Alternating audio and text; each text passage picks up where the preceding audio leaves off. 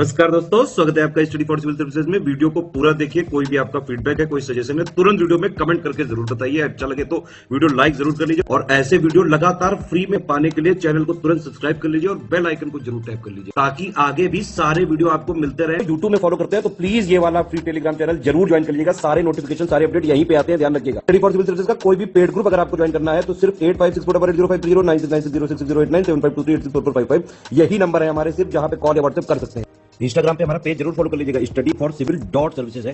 Twitter पे हमको जरूर फॉलो कर लीजिएगा, @स्टडी फॉर सिविल्स है। नमस्कार दोस्तों, एक बार फिर से आपका बहुत बहुत स्वागत है स्टडी फॉर सिविल सर्विसेज में। और मैं एसके त्रिपाठी आज आप सभी के साथ जो हमारी daily current affairs news analysis की सीरीज है उसको यहाँ पर बाइलिंगुअल मैनर में कंटिन्यू करूंगा, कवर करूंगा। और जैसा कि आप लोग स्क्रीन में देख पा रहे हो कि ये जो आर्टिकल्स हैं वो गवर्नमेंट की लीडिंग वेबसाइट्स जो भी है और लीडिंग जो न्यूज़पेपर्स है वहां से कलेक्ट किए जाते हैं, फिर आप लोगों को यहाँ पर उपलब्ध कराए जाते हैं, जो आप लोगों के लिए स्पेशली फॉर यूपीएससी, सीएससी और उसके साथ ही जो आपके स्टेट पीसीएस के एग्जामिनेशंस होते हैं उनके लिए प्रीलिम्स और मेंस दोनों ही दृष्टिकोण से बहुत ही ज्यादा लाभदायी सिद्ध होगी। तो आप लोग इस सीरीज को सतत रूप से देखें और इसका महत्तम लाभ भी अर्जित करें। साथ ही दोस्तों, अगर आपने इस वीडियो में 10,000 लाइक्स का टारगेट कंप्लीट किया तो आप लोगों को इसकी पीडीएफ हमारे टेलीग्राम के चैनल पर फ्री ऑफ कॉस्ट प्रोवाइड कराई जाएगी। इसके लिए आप हमारा टेलीग्राम का चैनल जरूर ज्वाइन कर ले, जो यहाँ पर एड्रेस ब्लिंक हो रहा है, आपको दिखाई दे रहा है, शो हो रहा है, और इंस्टा का पेज भी हमारा फॉलो कर ले। ठीक है, तो आइए देखेंगे किन टॉपिक्स को देखने जा रहे हैं हम लोग। तो सबसे पहले इलेक्शन सिंबल की बात है।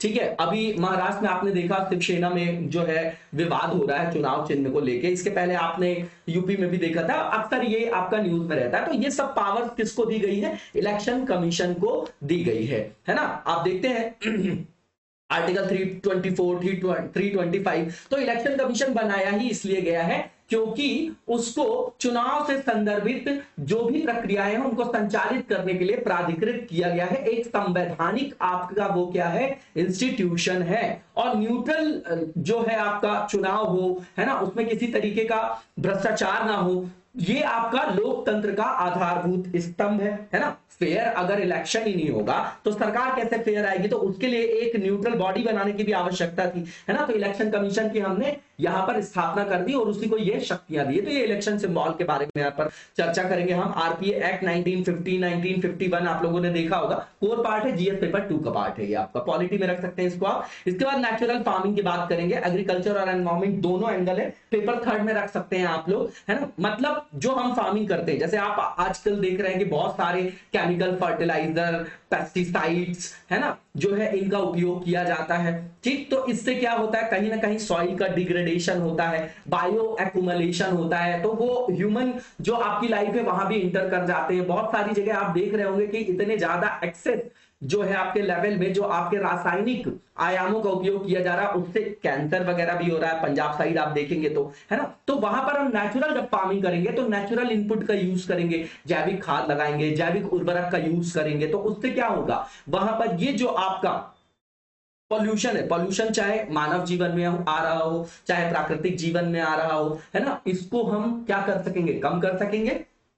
ठीक है, उसके अलावा अगर आप देखेंगे तो लागत कम हो जाएगी। जो केमिकल, जो आपके रसायन वगैरह होते हैं, रासायनिक जो आपके उर्वरक है, कीटनाशक है, पीड़कनाशक है, तो इनको खरीदने में ज्यादा पैसे लगते हैं, तो यहां पर इनपुट भी कम होगा, तो वो वहां पर जो किसानों की आय है वो भी बढ़ जाएगी। तो विन विन सिचुएशन है, पर्यावरण के लिए भी, नेचर के लिए भी, है ना। अब उसके बाद आपके फार्मर्स के लिए भी, है ना, मानव जीवन के लिए भी, तो इसको प्रमोट किया जा रहा है। इसको 3rd पेपर में रखेंगे। हीट वेव्स की बात करेंगे। अगर सीधी बात करें हम तो जब विंड्स पड़ते हैं तो वहां पर कुछ परमानेंट विंड्स होती हैं, कुछ सेकेंडरी विंड होती है, कुछ लोकल विंड होती है। तो लोकल विंड के अंतर्गत आप लू वगैरह को रख सकते हैं। ये एक विशेष सीजन में ही चलती है, जब प्लेन वाले एरिया में आप देखेंगे कि टेंपरेचर बहुत ज्यादा हो जाता है तो वहां पर लो प्रेशर जोन हो जाता है, तो वहां पर आरोहण होता है किसका, वायु का, है ना, उसी को बोलते हैं लू, है ना। मार्च अप्रैल में आप लोग देखते होंगे और इसके कारण कई बार देखने को मिलता है कि लोगों की मौत भी हो जाती है। तो इसकी चर्चा करेंगे हम लोग, 3rd पेपर का पार्ट है ये आपका। ज्योग्राफी में भी आप रख सकते हैं इसको, है ना। ज्योग्राफी का कोर पार्ट है आपका। फर्स्ट और थर्ड जो आपका पेपर है उसमें आप देखेंगे कि ज्योग्राफी प्लस एनवायरमेंट दोनों चीजें हैं, लेकिन अलग अलग पेपर में है। तो इसको आप कोर पार्ट जीएस पेपर 1 में रख सकते हैं और इसके इंपैक्ट वगैरह में आप देखेंगे, है ना, तो उसको थर्ड पेपर में भी ले जा सकते हैं। जीएस पेपर 1 में मेनली इस पर क्वेश्चन फ्रेम हो सकता है। क्यों? क्योंकि वायु दाब पेटियां पवन के प्रकार, जो परमानेंट विंड होती है आपकी, सेकेंडरी विंड, लोकल विंड, उसका सब पार्ट है ये आपका, ठीक है। अब इसके बाद यहां पर आप देखेंगे कि थर्ड जो टॉपिक है हीट वेव से, फोर्थ जो है रोड ट्रांसपोर्ट से रिलेटेड है। तो यहां पर ये बताया गया है कि किस तरीके से जो ये रोड है उसका स्टेक बड़ा है हमारी जीडीपी को लेके, है ना, 4-4.5% लगभग वेटेज है उसका जीडीपी में, है ना। तो कितना इंपॉर्टेंस है, इससे हम परिवहन भी कर सकते हैं, है ना, कर पाते हैं, है ना। उसके बाद मतलब मानवों के आवाजाही से संदर्भित तो है ही है। उसके बाद फ्रेड जो आपके कॉरिडोर, जो आपके रोड के संदर्भ में आप देखेंगे कि जो आपका माल वाहन होता है ना, मतलब जो वस्तुओं का आदान प्रदान किया जाता है उसका भी मेन आपका जो आपका डोमेन है वो क्या है, रोड है। उसके बाद इसके कारण गांव के लोग शहर आ पाते हैं, अच्छी स्वास्थ्य और शिक्षा की सुविधाएं अवेल कर पाते हैं। तो इससे क्या होता है कि मानव संसाधन का विकास होता है। तो अल्टीमेटली इसके मल्टीप्लायर इफेक्ट है मानव जीवन के संदर्भ में भी, और जैसे अगर राष्ट्र के संदर्भ में देखेंगे तो सुरक्षा वगैरह के संदर्भ में भी इसका यूज। तो ये लिखने की कला है, रोड की इंपॉर्टेंस आप लोग देखते हैं, कुछ डेटा लेके इसको लिखा जा सकता है, और ये थर्ड पेपर का पार्ट है इंफ्रास्ट्रक्चर। इसके बाद बिश्नोई मूवमेंट की बात करेंगे हम लोग, ठीक है। खेजड़ी जो वृक्ष काटने के संदर्भ में 1730 में वहां के राजा ने जब बोला कि खेजड़ी एक गांव है, कि खेजड़ी वृक्ष को काटो, हमको आवश्यकता है, तो वहां पर अमृता देवी जी ने वहां पर एक आंदोलन चलाया और अपने प्राणों की आहुति देकर भी जो है वो क्या करने की कोशिश कर रहे थे कि हम पेड़ों की कटाई को रोक दे। तो कई सारे लोगों की वहां पर मृत्यु भी हुई और अंततः राजा को मानना पड़ा। तो ये एक पहले जो है आपके पर्यावरणविद आंदोलन से, पर्यावरणीय आंदोलन से इसको संदर्भित किया जाता है। बिश्नोई मूवमेंट को देखेंगे, राजस्थान से संदर्भित है। एनवायरमेंटलिस्ट जो है आपकी वो पहली मानी जाती है ये आपकी, है ना, जो अमृता देवी है। इसके बाद भारत सरकार ने भी इनके नाम पे अवार्ड वगैरह निकाला, राजस्थान जो आपका गवर्नमेंट है उसमें भी निकाला। तो कहने का मतलब ये है कि एक तो ये पर्यावरणीय आंदोलन से भी रिलेटेड है, ठीक है ना, और उसके बाद ये जो है पर्यावरणीय संरक्षण से भी रिलेटेड है, एनवायरमेंट का पार्ट है।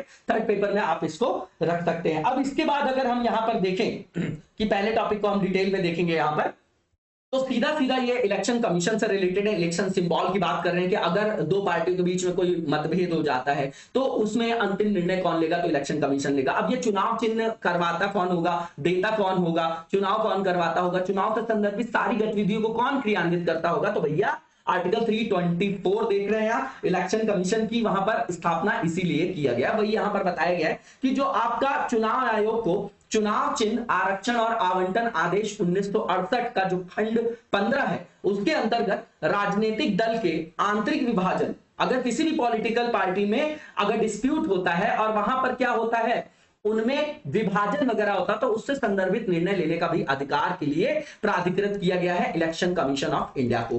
ठीक, इसका सेटअप बताइएगा आप लोग कि इसका कॉन्फ़िगरेशन कैसे है ना। मुख्य निर्वाचन आयोग और जो आपके निर्वाचन आयुक्त होते हैं वो कितने होते हैं, और इसमें जो है क्या तीनों को समान अधिकार है हटाने का, और जो उनको किया जाता है कि उनकी जो है आप इनको ऑफिस कौन देता है, इनको कौन अलॉट करता है, प्रेसिडेंट करते होंगे। अब इसके बाद अगर रिजाइन करना है तो मुख्य निर्वाचन आयुक्त को हटाने की प्रक्रिया और जो अन्य निर्वाचन आयुक्त हैं उनको हटाने की प्रक्रिया क्या सेम है, और नहीं है तो यही क्या क्रिटिक है इसका, यही आलोचना का पॉइंट है ना। उसमें सुप्रीम कोर्ट की जजमेंट भी है कि समानों में प्रथम, कोई भी यहां पर हायरार्की नहीं है। तो वो एक पॉइंट है, जब हम इलेक्शन कमीशन को देखते हैं तो हमको उसको पढ़ने की आवश्यकता होती है। यूपीएससी वहां पर जो है क्वेश्चन फ्रेम कर सकता है। ठीक, तो यहां पर इस संदर्भ में इसको प्राधिकृत किया गया। उसके बाद आप देखेंगे कि जो 1961 का कंडक्ट ऑफ इलेक्शन रूल्स है उसका जो रूल नंबर 5 है उसके अंतर्गत चुनाव आयोग को यह प्राधिकार दिया गया है, ठीक है, कि संसदीय विधानसभा चुनावों में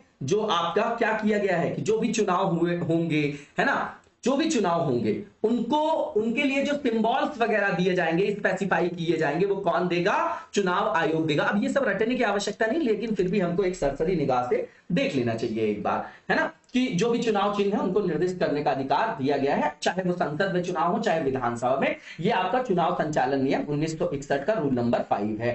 ठीक, अब इसके बाद मान लीजिए कि दो पार्टियों के बीच किसी भी तरीके का डिस्प्यूट हो जाता है ना, किसी इलेक्शन सिंबल को भी लेके, तो अंततः जो है किस गुट को दिया जाए चुनाव चिन्ह, है ना, या ना दिया जाए, किसको जो है वहां पर उस चुनाव चिन्ह का उपयोग करने के लिए अधिकृत किया जाए, किसको नहीं किया जाए, ये भी चुनाव आयोग निर्णय लेगा दोनों पक्षों का तर्क सुनने के बाद, तथ्यों और परिस्थितियों के हिसाब से। ठीक, और ये जो डिसीजन होगा इलेक्शन कमीशन का वो बाइंडिंग होगा, ठीक है ना, सभी के लिए, जिन भी चुनाव पार्टीज को यहां पर जो है, जो भी आए हैं वहां पर, मान लीजिए 2 पार्टी है, जैसे अभी चल रहा है डिबेट चल रही है वहां पर जो है कि किसको मिलेगा इलेक्शन सिंबल, उसको लेके जो है आपका चुनाव चिन्ह को लेके जो है आपको विवाद है, तो वहां पर अंतिम निर्णय कौन लेगा, इलेक्शन कमीशन, और वो भी बाध्यकारी होगा। इसके बाद आप देखेंगे कि 1968 का ये जो आदेश है, जो election symbol reservation and allotment है, उसके अंतर्गत चुनाव आयोग को संसद और विधानसभा दोनों क्षेत्र में चुनाव में चुनाव चिन्ह आवंटित कराने, मॉडल कोड ऑफ कंडक्ट जो आचार संहिता है आपका, उसको किस तरीके से लागू करना है, उसके अलावा जो भी वैध निर्देश अगर वो देता है और अगर कोई पार्टी नहीं अगर उसका पालन करती है तो उसको निलंबित या निरस्त करने का भी अधिकार उनको दिया गया है, चाहे वो पार्टी मान्यता प्राप्त हो चाहे गैर मान्यता प्राप्त हो। अब जो राजनीतिक दलों के प्रकार की अगर बात करें तो राजनीतिक दल अगर चुनाव चिन्ह के आधार पर देखा जाए, है ना, देखिए सीधी बात यह है कि राजनीतिक दल मान्यता प्राप्त भी हो सकते हैं, गैर मान्यता प्राप्त भी हो सकते हैं, राष्ट्रीय दल भी हो सकता है और राज्य दल भी हो सकता है। ठीक, अब इसके लिए जो इंपॉर्टेंट शर्तें हैं वो क्या है, राज्य दल के रूप में अगर मान्यता प्राप्त करने के लिए देखें, अगर किसी पार्टी को राज्य दल का दर्जा चाहिए तो क्या उसके लिए कंडीशंस हैं वो देखेंगे। तो सीधी बात है, बिल्कुल कंटेक्चुअल चीज है ये आपकी, है ना, नेशनल पार्टी के लिए मोस्ट इंपॉर्टेंट है, इसको भी देख के जाइएगा कि अगर कोई पार्टी उस स्टेट में, जिस स्टेट में वो पार्टी है, स्टेट स्पेसिफिक में, अगर वहां पर कोई जनरल इलेक्शन होता है, ठीक है, तो उसमें 6% जो वैलिड वोट्स हैं वो उनको प्राप्त करना है, और उसके अलावा जो राज्य की विधानसभा है उसमें भी 2 सीटें प्राप्त करना है। पहला फैक्ट, ठीक है ना, फैक्चुअल चीजें हैं, इसको देखना पड़ेगा आप लोगों को, ठीक, इसको रिवाइज करना होगा। इसके बाद आप देखेंगे कि अगर ये सिक्योर करती है कोई पार्टी टोटल जो वैलिड वोट्स हैं, है ना, जो पोलिंग की गई है, जो पोल हुए हैं, जो टोटल वैलिड वोट्स हैं, आपके मतदान जो हुआ है उसमें वैध मत जो है टोटल, उसमें से, और ये जनरल इलेक्शन की बात कर रहे हैं लोकसभा में, ठीक, तो उसमें क्या करना, राज्य में डाले गए जो वैध मत है उनका 6% प्राप्त करना, लोकसभा के आम चुनाव की बात कर रहे हैं, और जो संबंधित राज्य है उसमें से लोकसभा में 1 सीट भी प्राप्त करना। उसके अलावा और लिखा हुआ है कि अगर, और मतलब या अगर, यदि संबंधित राज्य की विधानसभा का जो जनरल इलेक्शन होता है उसमें अगर वो पार्टी 3% सीट प्राप्त करे, या फिर उसी विधानसभा चुनाव में विधानसभा में कम से कम 3 सीटें प्राप्त करना या उससे अधिक, तो जो दोनों में से अधिक होगा वो भी आपका यहां पर वैलिड माना जाएगा। 2 शर्तें यहां पर बताई गई हैं। ठीक, इसके बाद आप देखेंगे कि जो संबंधित राज्य है उसमें लोकसभा का जो जनरल इलेक्शन है उसमें राज्य को जो टोटल आवंटित सीटें हैं उनमें से प्रत्येक 25 सीटों में 1 सीट प्राप्त करना, या फिर उस राज्य के लिए जो भी निर्धारित किया गया है जो भी दर, उस पर उपरोक्त शर्त के हिसाब से सीट प्राप्त करना। इसके बाद ये सिक्योर करे अगर टोटल वैलिड वोट जो आपके पोल किए गए हैं 8%, टोटल अगर सिक्योर करे 8% जो आपके राज्य में विधानसभा चुनाव हुए हैं, है ना, देखिए उसके 8% की बात करें। 2 शर्तें फिर ध्यान दीजिएगा कि संबंधित राज्य से लोकसभा के आम चुनाव, या फिर जो राज्य में डाले गए टोटल वैलिड वोट है, विधानसभा चुनाव लोकसभा दोनों में बात कर रहे हैं, कि टोटल जो वैलिड वोट है उसका 8% प्राप्त करना, है ना, लोकसभा राज्य और राज्य की विधानसभा दोनों के इलेक्शन की बात कर रहे हैं, सॉरी, ठीक है। तो ये शर्तें हैं, इसको सिर्फ रीडिंग मारना है, हमको रटना वगैरह नहीं है। अब ये नेशनल पार्टी के लिए जो है वो इंपॉर्टेंट है, ठीक है। अब यहां पर देखेंगे कि इसके लिए किस तरीके की शर्तें हैं। तो कोई भी पार्टी किन्हीं 4 या अधिक राज्यों में, 4 या अधिक राज्यों में, लोकसभा विधानसभा दोनों की बात कर रहे हैं, उसमें जो टोटल वोट डाले गए हैं उसका 6% प्राप्त करना, और इसके अलावा और है, मतलब दोनों शर्तों को पूर्ण करना पड़ेगा कि किसी भी राज्य या राज्यों में लोकसभा में 4 सीटें प्राप्त करना। उसके अलावा यह लगा है कि लोकसभा के आम चुनाव में 2% सीटें प्राप्त करना, 2% सीटें, और संबंधित जो उम्मीदवार हैं उनको 3 अलग अलग राज्यों से चुना जाना चाहिए। और या करके एक और है कि न्यूनतम 4 राज्यों में अगर एक राज्य दल के रूप में, स्टेट पार्टी के रूप में अगर उसको रिकॉग्नाइज किया गया है, तो ये इंपॉर्टेंट है। अब इसके बाद रजिस्टर्ड अनरिकॉग्नाइज्ड पॉलिटिकल पार्टी जो गैर मान्यता प्राप्त है, कहने का मतलब ये है कि एक ऐसा राजनीतिक दल होता है, ना तो वो राज्य का दल होता है ना राष्ट्रीय दल होता है, लेकिन ये जो आरपीए हमारा एक्ट है 1951, उसकी जो धारा 29A है उसके अंतर्गत चुनाव आयोग के साथ वो रजिस्टर्ड होता है। ठीक, इसके बाद उपरोक्त दलों के लिए, इस तरीके के जो दल हैं उनके लिए आरपीए 1951 के सारे जो प्रोविजंस हैं एज इट इज जो है वहां पर वो अप्लाई होते हैं। इसका मतलब ये कि उनके बारे में जो भी जानकारी है उनको साझा करना होगा चुनाव आयोग के साथ, उनको सूचित करना होगा, और वो बाध्यकारी भी है। जैसे उनका नाम हो गया, उनका ऑफिस हो गया, उनके पदाधिकारी हो गए, पते हो गए, उसके अलावा जैसे फंडिंग वगैरह, अगर उनको वित्तीय पोषण होता है, लेते हैं वो, उनको फंडिंग वगैरह मिलती है अगर, तो उसके बारे में भी चुनाव आयोग के समक्ष उनको जानकारी प्रस्तुत करना होगा। ये उनके लिए बाध्यकारी है, अनिवार्य है। ये चुनाव आचरण नियम 1961 के अंतर्गत इस तरीके का प्रावधान किया गया कि फंडिंग के बारे में भी जानकारी देनी होगी। अब यहां पर जो क्वेश्चन है कि इलुसिडेट करिए power of election commission to grant election symbol to political parties. ठीक है, और जो मैंने चीज बताई है कि जो निर्वाचन आयोग की जो संरचना है उसमें मुख्य निर्वाचन आयुक्त, जो क्रिटिक वाला पार्ट है वो जरूर सोचिएगा, उनको हटाने की जो प्रक्रिया है वो बिल्कुल अलग है, और जो निर्वाचन आयुक्त है अन्य, उनको हटाने की अलग प्रक्रिया है ना। तो क्या उसका क्या प्रभाव पड़ता है हमारे लोकतंत्र पर के मूल्य और आदर्शों पर, है ना, इस एंगल में सोच के आप लोग एक जो है वो क्वेश्चन लिखिएगा। इसके बाद जो नेचुरल फार्मिंग है वो देखेंगे, तो नॉर्मल सी चीज है, ये हमारे प्रधानमंत्री जी ने एड्रेस किया। नेचुरल फार्मिंग जो आपका कॉन्क्लेव है कहां पर ऑर्गेनाइज किया गया? सूरत, गुजरात में। नेचुरल फार्मिंग क्या है? सीधी बात है, जो भी इनपुट हम एग्रीकल्चर में यूज करेंगे, है ना, वो कैसा यूज करेंगे? नेचर से, है ना, नेचर जो आपकी नेचुरल चीजें उपलब्ध है ना, तो उसी को बोला जाता है कि प्राकृतिक कृषि है क्या। एक तो लागत कम हो जाएगी, तो कम लागत में अधिक उत्पादन होगा, प्रोडक्टिविटी बढ़ जाती है, अर्थबॉम्ब वगैरह वहां पर रहते हैं, तो सॉइल कंजर्वेशन, सॉइल की जो आपकी क्वालिटी है वो इनहैंस हो जाती है। तो अधिक उत्पादन प्राप्त करने के लिए कम लागत में किसका उपयोग? प्राकृतिक संसाधनों का उपयोग, उसी कला, अभ्यास और विज्ञान को प्राकृतिक कृषि हम बोलते हैं। ठीक, अब इसमें क्या होता है जब नेचुरल फार्मिंग होती है, तो सिंपल सी बात है, एम्प्लॉयमेंट जनरेशन तो होगा ही, रूरल एरिया में भी होगा, है ना। तो जो लोग जो आपके डिस्ट्रेस माइग्रेशन कर रहे हैं, जो आपकी उनको मजबूरी में माइग्रेट करके शहर आना पड़ता है, तो वो नहीं आएंगे। तो जो शहरों में आपका पोल्यूशन है, शहरों में जो हाइजीन की समस्या है, शहरों में जो ओवर पॉपुलेशन है, उस समस्या से भी हम निजात पा पाएंगे। ठीक है, और यहां पर जो प्राकृतिक खेती का सरप्लस होता है उसका गांव में निवेश भी हो जाता है। ठीक है, तो क्या होता है इससे? विन विन सिचुएशन है ना, वहां पर लोगों की आय भी बढ़ेगी, और शहरों में जो आपका बहुत ज्यादा दबाव हो गया जनसंख्या का वो भी कम होगा। तो जैसे कोविड जैसी पैंडेमिक आती है तो उसका बहुत ज्यादा नेगेटिव इंपैक्ट नहीं देखा जाएगा, क्योंकि जहां पर पॉपुलेशन ज्यादा होगी वहीं पर सबसे ज्यादा कोविड स्प्रेड होता है। गांव वगैरह में जहां खुलापन था वहां बहुत ज्यादा डिजास्टर जो है इंपैक्ट नहीं आया कोविड का, आप लोग देखते होंगे। ठीक, उसके बाद आप देखेंगे कि इससे जो आपके जलवायु परिवर्तन मतलब पर्यावरणीय प्रदूषण की जो समस्याएं हैं उससे भी निजात मिलती प्राकृतिक कृषि से। कैसे? जैसे ग्लोबल वार्मिंग है वो कम होगी, क्लाइमेट चेंज जो है उस पर पॉजिटिव इंपैक्ट पड़ेगा, नेगेटिव नहीं पड़ेगा। उसके बाद प्राकृतिक आपदा कम आएगी, फूड इनसिक्योरिटी से बचाएगा ये, है ना। किसानों के पास जो आपकी आजीविका का वाहक रह गया है, सिर्फ कृषि जो है आपका आजीविका का निर्वाह करने के लिए जो है आपका एक तरीके का व्यवसाय रहा है, तो लाभ के व्यवसाय के रूप में भी वो आपका क्या होगा? प्रतिस्थापित होगा। ठीक, उसके अलावा जो हेल्थ प्रॉब्लम्स होती हैं, जो हम केमिकल्स वगैरह यूज करते हैं, जैसा मैं बोल रहा था आप लोगों को कि कैंसर जैसी समस्याएं बहुत ज्यादा देखी जा रही है, तो उनसे भी बचाव होता है ना। तो हर डायमेंशन में देखेंगे, हर आयाम में तो बहुआयामी लाभ है इससे। इसके बाद आप देखेंगे कि प्राकृतिक कृषि में प्राकृतिक रूप से जो उपलब्ध सामग्री उसका उपयोग किया जाएगा, चाहे वो उर्वरक हो चाहे वो कीटनाशक हो, तो उससे क्या होगा? मृदा की गुणवत्ता और उसकी उत्पादकता में क्या होगी? वृद्धि होगी, और उससे ओवरऑल जो कृषि की उत्पादकता है उसमें भी वृद्धि होगी। ठीक है, उसके बाद आप यहां पर देखेंगे कि लिखा हुआ है कि जो आपकी प्राकृतिक कृषि में जो लगने वाली लागत है वो कम हो जाएगी। लागत अगर कम हो जाएगी तो किसानों का इनपुट अगर कम हो गया तो आउटपुट ज्यादा हो जाएगा, तो कीमत ज्यादा मिलेगी, तो उनकी जो आय है वो उसमें वृद्धि होगी, और किसानों की जो आय दोगुनी करनी है उस लक्ष्य को भी हम प्राप्त कर पाएंगे।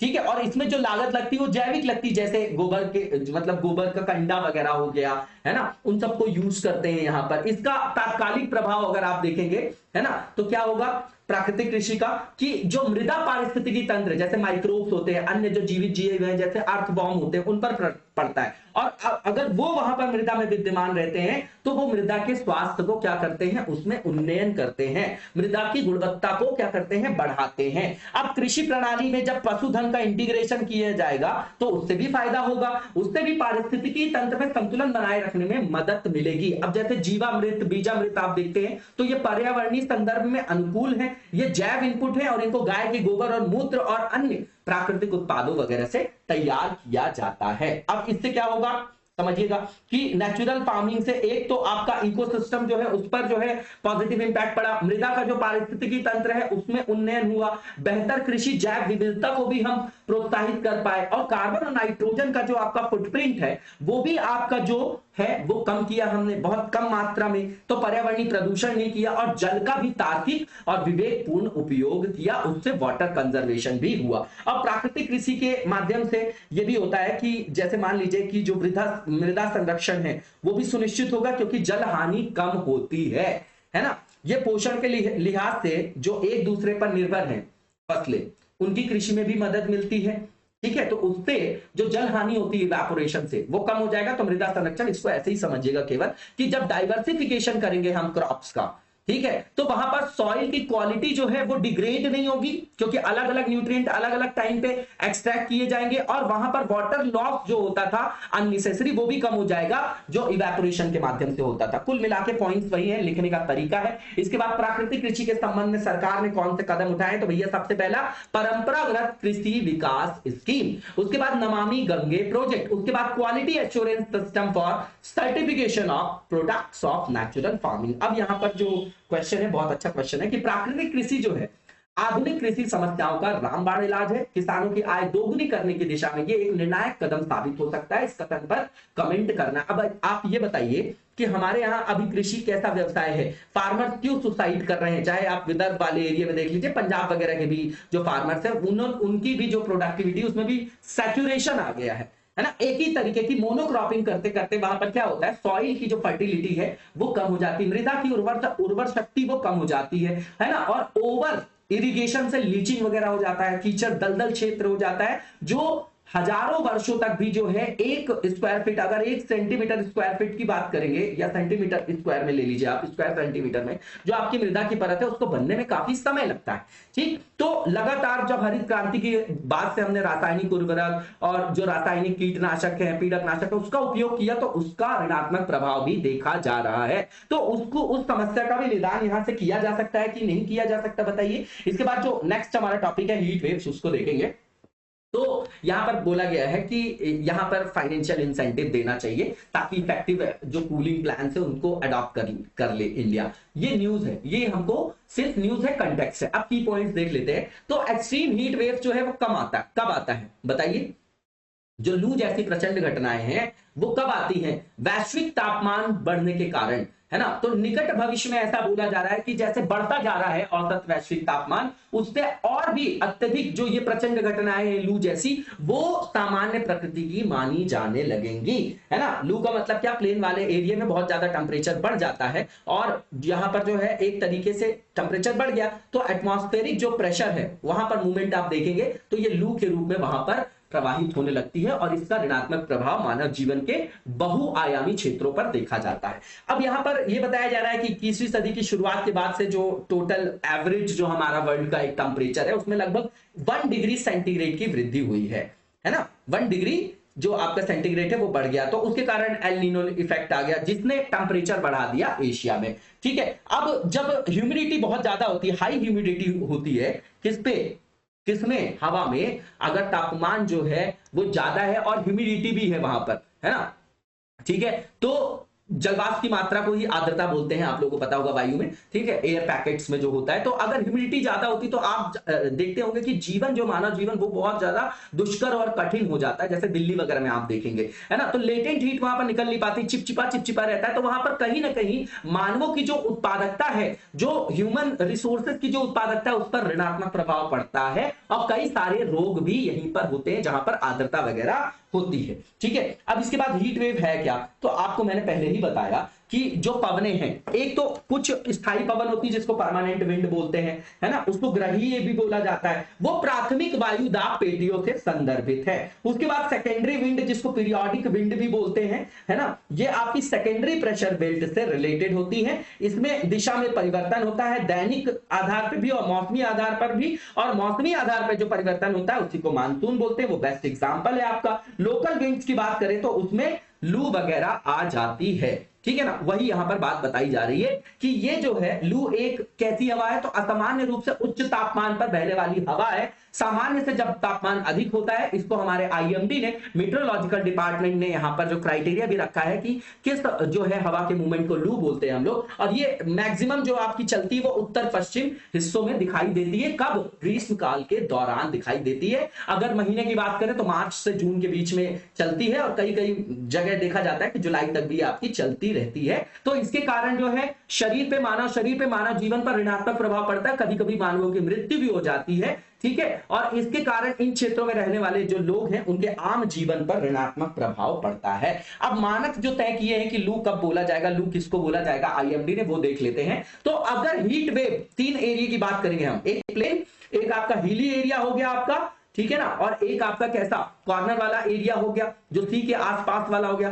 कोस्टल जिसको आप एरिया बोल रहे हैं। तो अगर नॉर्मल प्लेन एरिया में अगर टेम्परेचर 40 डिग्री सेल्सियस या उससे अधिक होगा तो बोलेंगे कि भैया यहां पर लू होगा, है ना। अगर तापमान तटीय क्षेत्रों में 37 डिग्री होगा तो भी माना जाएगा, और उससे अधिक 37 और उससे अधिक 40 या उससे अधिक, और पहाड़ी क्षेत्रों में अगर 30 डिग्री से भी अधिक होगा या 30 डिग्री होगा तो उसे लू मान लिया जाएगा। अब इसके लिए अनुकूल परिस्थितियां कैसी होंगी, तो सीधी बात है कि जब टेम्परेचर किसी क्षेत्र में ज्यादा होगा तो वहां पर क्या होगा, वायु का दाब कम होगा, तो ऐसा ही क्षेत्र होना चाहिए, तभी वायु का आरोहण होगा, और उसके ऊपर प्रति चक्रवाती जो आपकी कंडीशन है वो भी होनी चाहिए, क्योंकि चक्रवात का मतलब क्या हो गया कि भैया सेंटर में एक्सट्रीम लो प्रेशर और उसी के ऊपर एंटी साइक्लोनिक जो है मूवमेंट होता है, तभी चक्रवात का प्रसार होता है। तो उसी तरीके से लू में भी आप समझ लीजिए, ठीक है, तभी वो जो है हॉट एयर को ट्रांसपोर्ट कर पाएगी। तो गर्म और शुष्क वायु होनी चाहिए, उसमें आर्द्रता नहीं होनी चाहिए। अगर आर्द्रता होगी तो वो भारी हो जाएगी, तब उसका मूवमेंट नहीं हो पाएगा, है ना। तो आर्द्रता के कारण तापमान की जो वृद्धि है वो रुक जाती है, इसलिए। इसके बाद आप देखेंगे कि जिस क्षेत्र में लू होनी चाहिए वहां पर जो है आपका बादल रहित आकाश होना चाहिए, ताकि जो सौर विकिरण है, जो उसका सोलर इंसुलेशन आ रहा है, वो पर्याप्त मात्रा में आ सके और वो क्षेत्र को गर्म कर सके, ठीक है। उसके बाद बोला जा रहा है कि जो आपका संबंधित क्षेत्र में विशाल प्रति चक्रवाती प्रवाह, उसके ऊपर की बात कर रहे हैं। इसमें कंफ्यूज होने की जरूरत नहीं है। एक क्वेश्चन का आंसर लिख के दिखाइएगा, कंपैरेटिव एनालिसिस साइक्लोन और एंटी साइक्लोन का, कि कहां पर बनते हैं, क्या फेवरेबल कंडीशन है, क्या डायरेक्शन है ना। इस तरीके से जो है दोनों का कंपैरेटिव स्टडी करके एक आंसर लिख के दिखाइएगा, और कमेंट बॉक्स में लिख के जरूर बताया करिए। रोज आप लोगों से विनम्र आग्रह करता हूं, यही सफलता की कुंजी है और यही मोटिवेशन भी है हमारी पूरी टीम के लिए, ठीक है। इसके बाद यहां पर बताया जा रहा है कि नॉर्थ वेस्टर्न जो हमारा इंडिया का पार्ट है वहां पर लू विकसित होती है, और धीरे धीरे जो है ईस्टर्न साइड, और मतलब जो आपका ईस्ट और साउथ है ना, इस क्षेत्र में ये विस्तारित होती है। इनका विस्तार पश्चिम की ओर नहीं हो पाता, उसका कारण प्रिवेलिंग विंड्स है। जो ग्रीष्म काल के दौरान वायु प्रवाह की दिशा होती है वो पश्चिम से उत्तर पश्चिम की ओर होती है। इसके बाद जो क्वेश्चन है कि हीट वेव्स क्या है, इसके लिए फेवरेबल कंडीशन क्या है। इसके बाद जो नेक्स्ट हमारा टॉपिक है रोड ट्रांसपोर्ट, वेरी इंपॉर्टेंट ये टॉपिक भी आपका।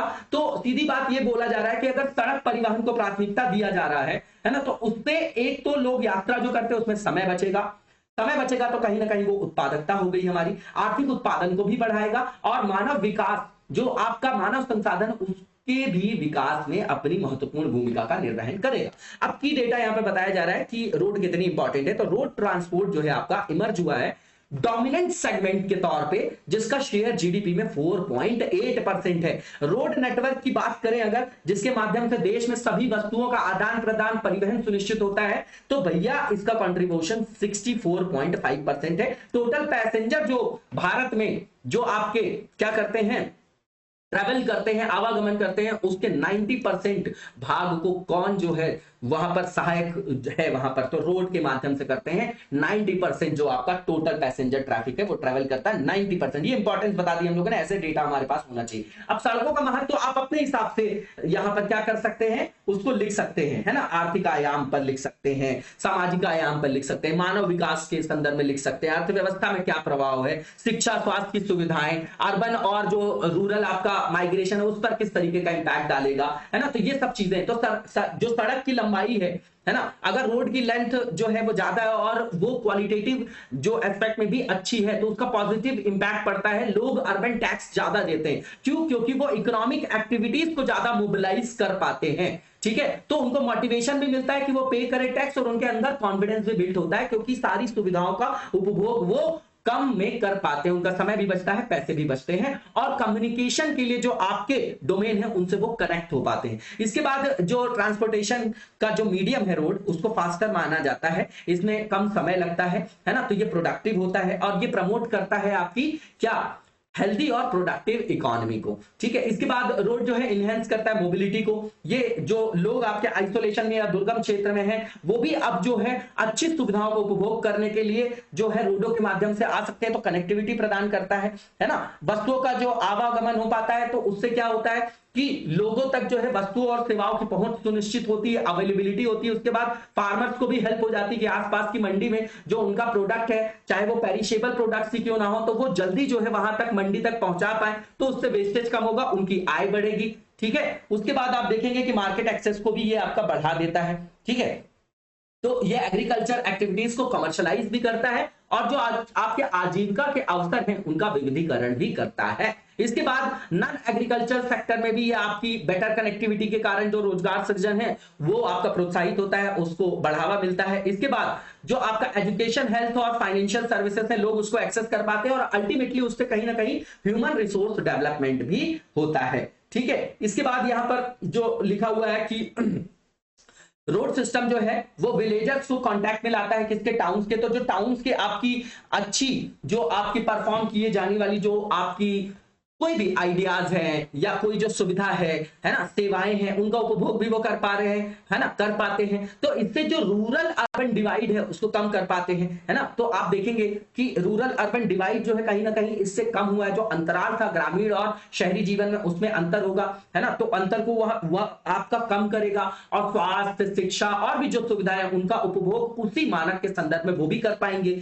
ठीक है। इसके बाद सुरक्षा के दृष्टिकोण से भी रोड बहुत इंपॉर्टेंट है। हमारी जो सीमा सुरक्षा बल जो है वो यहाँ पर रोड वगैरह का निर्माण भी करती है। इससे जो हमारे ट्रूप्स का मूवमेंट है और जो हमारे टैंक्स है या जो भी हमारे शस्त्र वगैरह हैं उनका भी आवागमन सुनिश्चित हो पाता है। इसके बाद आप देखेंगे कि इसका बहुत बड़ा महत्व ये भी है कि जो हमारी ट्रूप्स हैं वो हमारे नदन बॉर्डर को प्रोटेक्ट कर पाती हैं, है ना, रोडों के माध्यम से। और इसके बाद ये राष्ट्रीय एकीकरण में भी अपनी भूमिका का निर्वहन करता है, क्योंकि लोगों का एक दूसरे से इंटरेक्शन होता है, तो उससे राष्ट्रीय एकता और अखंडता को भी प्रमोट किया जाता है। इसके बाद जो चिल्ड्रंस है वो स्कूल हो गया और हेल्थ की जो आपकी सर्विसेज है उसको एक्सेस कर पाते हैं और अपग्रेड कर पाते हैं ह्यूमन डेवलपमेंट के रूप में। कुल मिला के यहाँ पर मानव संसाधन विकास सुनिश्चित हो पाता है। इसके बाद आप देखेंगे रेलवे को भी ये हेल्प करता है, क्योंकि रेलवे से कोई सामान आया तो अल्टीमेटली फिर कहीं ना कहीं रोड की कनेक्टिविटी भी वहां पर इंपॉर्टेंट हो जाती है ना। अगर रोड नहीं होगी तो रेलवे बहुत सारे अपने ऑपरेशन को जो है सफिशिएंट या अप्रोप्रिएट मैनर में परफॉर्म नहीं कर पाएगा। अब यहाँ पर सड़कें जो है भारत के सामाजिक आर्थिक विकास की कुंजी है, इस पर कमेंट करना है ना, इसको लिख के दिखाइएगा, इंपॉर्टेंट है ये आपका। इसके बाद लास्ट आज का जो आर्टिकल है बिश्नोई मूवमेंट है, ये एनवायरमेंट से रिलेटेड आपका मूवमेंट है, मैंने शुरू में ही आपको बताया है। जोधपुर जिले में अभी 8 जो है सौर ऊर्जा संयंत्र प्रस्तावित है, और उसी के कारण बिश्नोई जो कार्यकर्ता है उनके बीच में सरकार के साथ बहुत बड़ा टकराव हुआ। उन्होंने बोला है कि भैया ऐसा है कि अब जो खेजड़ी वृक्ष की आप कटाई कर रहे हैं उसका वो विरोध कर रहे हैं, है ना। तो यहां पर हमको देखना है कि बिश्नोई मूवमेंट जो है वो है क्या। तो इसकी शुरुआत 18वीं शताब्दी की शुरुआत में होती है, और कौन करता है? तो भैया बिश्नोई कम्युनिटी करती है। इनको जो है आपका प्रकृति प्रेमी माना जाता है, वो भी ये बोला जाता है कि प्रकृति प्रेमी है, और वो भी कब के? जन्मजात जो है प्रकृति प्रेमी इनको माना जाता है, ठीक है। और इनको भारत का पहला पर्यावरणविद भी माना जाता है ना। इन्होंने बिश्नोई आंदोलन जो है आपका पर्यावरण संरक्षण, वन्य जीव संरक्षण और हरित जीवन के शुरुआती जो आपके संगठित समर्थक हैं उनमें से एक है आपका, ठीक है। ये की पॉइंट है। अब बिश्नोई मूवमेंट जो है इसके बारे में थोड़ा सा बैकग्राउंड बता रहे हैं कि जो जोधपुर के राजा थे अभय सिंह, 1730 के दशक में उन्होंने ऑर्डर दिया अपने सैनिकों को कि जाइए आप खेजड़ी जो आपका विलेज है, खेजरली जो आपका विलेज है, वहां से खेजड़ी जो वृक्ष है उसको काट कर ले आइए। तो वहां पर जो 84 गांवों के एक बड़े समूह ने अमृता देवी नामक एक महिला के नेतृत्व में इसका विरोध किया और वहां पर आंदोलन किया और पेड़ काटने के विरोध करने के संदर्भ में कई लोगों ने अपनी जान भी वहां पर गंवा दी। इसका मेन कारण यह था कि इनकी कल्चरल जो है वहां पर बिलीफ था इस वृक्ष के साथ, है ना। और ये बहुत बड़ा रीजन होता है, आप देखेंगे कि कहीं ना कहीं कल्चरल जो आपके प्रोटेक्शन है ना, कल्चरल जो बिलीफ है उससे भी एनवायरमेंट का प्रोटेक्शन होता है। और भी बहुत सारी ऐसी कम्युनिटीज आज भी इंडिया में हैं, ठीक है। इसके बाद आप देखेंगे कि इसका अन्य एक कारण भी बता रहे, क्योंकि इकोनॉमिक डिपेंडेंसी भी थी, ईंधन के लिए लकड़ी, चारे की आपूर्ति के लिए भी जो है वो इस पर निर्भर थे, ग्रामीण आजीविका से संदर्भित करके बता रहे हैं यहाँ पर, ठीक है। और इसमें जो है इतिहास से पहली बार, जैसे बाद में आप चिपको आंदोलन देखेंगे, तो यहाँ पर सबसे पहली बार ये जो वृक्ष को काटा जा रहा था, खेजड़ी वृक्ष को, तो वृक्षों को गले लगाकर अपने प्राणों की आहुति दी जा रही थी, है ना। तो यहाँ पर इस विरोध के प्रतीक के रूप में अमृता देवी जो है सैनिकों के खिलाफ खड़ी हो गई, क्योंकि सैनिक भेजे राजा ने, पेड़ों से लिपटकर उन्होंने जीवन के लिए संघर्ष किया, कई लोगों ने यहाँ पर अपनी जान भी गंवा दी और अंततः राजा को जो अपना निर्णय वापस लेना पड़ा, वह अपना जो निर्णय है वो वापस लेना पड़ा। अब कितने लोगों ने यहाँ पर अपनी जान गंवाई थी ये रटने की आवश्यकता नहीं है, और इसके कारण एक साइकोलॉजिकल जो है आपका इंपैक्ट पड़ा सभी के ऊपर। तो पर्यावरणीय आंदोलनों को यहां से प्रेरणा मिलती है और इसका दीर्घकालिक प्रभाव देखने को मिलता है, जैसे चिपको आंदोलन हो गया, एपिको आंदोलन हो गया, है ना, अब नर्मदा आंदोलन। तो ये सब जो है उसका जनक के रूप में इसको माना जा सकता है, पर्यावरणीय आंदोलनों के जनक के रूप में भारत में, ठीक है। इसके बाद जो है शाही फरमान जारी कर दिया राजा ने लास्ट में, और जो बोला कि पेड़ों की कटाई को रोक दिया जाए, ठीक है। अब ये जो है आपकी, इसके कारण आगे भी प्रेरणा मिलती कई सारे आंदोलनों को, जैसे चिपको आंदोलन है ना, 20वीं शताब्दी में किसके नेतृत्व में हुआ था, सुंदरलाल बहुगुणा, बहुत इंपॉर्टेंट नेम है। इसके बाद भारत सरकार ने जो है अवार्ड बनाया अमृता देवी बिश्नोई वन्य जीव संरक्षण पुरस्कार। राजस्थान गवर्नमेंट ने भी वन्य जीवों के संरक्षण और पर्यावरण संरक्षण में योगदान के लिए अमृता देवी बिश्नोई स्मृति पर्यावरण पुरस्कार की शुरुआत की, ठीक है। तो यहाँ पर जो प्रैक्टिस के लिए क्वेश्चन दिया जा रहा है उसमें पर्यावरण संरक्षण के जो आधुनिक विचार है या पर्यावरणीय आंदोलन का जो आधुनिक विचार है उसकी जड़ें कहीं ना कहीं बिश्नोई आंदोलन में है। इस कथन का विश्लेषण आप लोगों को करना है। इसके बाद हम नेक्स्ट फेज की ओर चलेंगे, जो हमारा एमसीक्यू से रिलेटेड है नेक्स्ट फेज हमारा। तो रेड पांडा से रिलेटेड यहाँ पर स्टेटमेंट दिए गए हैं, बताना है कि कौन सा ट्रू है ना। इन सब जैसे कोई भी प्रजाति का नाम आता है तो आप गूगल में इमेज जरूर देख लिया करिए। नॉर्थ ईस्ट में ये पाया जाता है और नॉकटर्नल होता है आपका ये, ठीक है। अब इसके बारे में जो पहला स्टेटमेंट है कि इसको कंसीडर किया जाता है इंडिकेटर स्पीसीज के रूप में इकोलॉजिकल चेंज। जो इंपॉर्टेंट स्पीसीज होती है वो वहां की जो भी किसी क्षेत्र में पाई जाएगी तो वहां की जो एनवायरमेंट के संदर्भ में जो आपका बायोडायवर्सिटी और जो इकोसिस्टम का एनवायरमेंट का वहां पर प्रोडक्टिविटी है उस पर उनका बहुत बड़ा प्रभाव होता है, तो उनको सांकेतिक प्रजाति बोला जाता है, वो की रोल वहां पर प्ले करते हैं। तो ये भी एक तरीके का इंडिकेटर स्पीसीज है इकोलॉजिकल चेंज के लिए। पहला स्टेटमेंट बिल्कुल ट्रू है। दूसरा ये कि ये मेनली जो फीड करता है ना, जो इसकी फीडिंग है मेनली वो बैम्बू पे है, बांस को खाते हैं मेनली ये। इसके बाद ये पाए जाते हैं सिक्किम, अरुणाचल, वेस्ट बंगाल और मेघालय में, ठीक है। इसके बाद आप देखेंगे कि इसको IUCN में स्टेटस प्राप्त है इंडेंजर्ड का। तो चारों के चारों स्टेटमेंट बिल्कुल ठीक है। इसका आंसर आपका ऑल ऑफ द अबव हो जाएगा क्योंकि सही पूछा गया था। इसके बाद जो नेक्स्ट क्वेश्चन है हमारा स्वामी आत्मस्थानंद के बारे में स्टेटमेंट है, बताना है कौन सा ट्रू है। तो पहला जो स्टेटमेंट है इसमें बताया जा रहा है कि रामकृष्ण मठ और रामकृष्ण मिशन के 15वें अध्यक्ष थे, बिल्कुल ठीक है। उसके बाद इन्होंने रामकृष्ण मिशन की जो स्थापना की गई थी वो किसके द्वारा, तो स्वामी विवेकानंद जी के द्वारा 1897 में, 93 में तो वो शिकागो गए थे ना 1897 में। और किस लिए किया गया था, तो वेदांत की शिक्षाओं का प्रचार प्रसार करने के लिए। तो दोनों स्टेटमेंट बिल्कुल ठीक है। इसका आंसर आपका बोथ आर करेक्ट हो जाएगा। इसी के साथ आज के वीडियो को यहीं पर विराम देंगे, नेक्स्ट वीडियो में कंटिन्यू करेंगे। तब तक लगातार जबरदस्त तरीके से पढ़ते रहिए और आगे बढ़ते रहिए। Thank you so much, best of luck.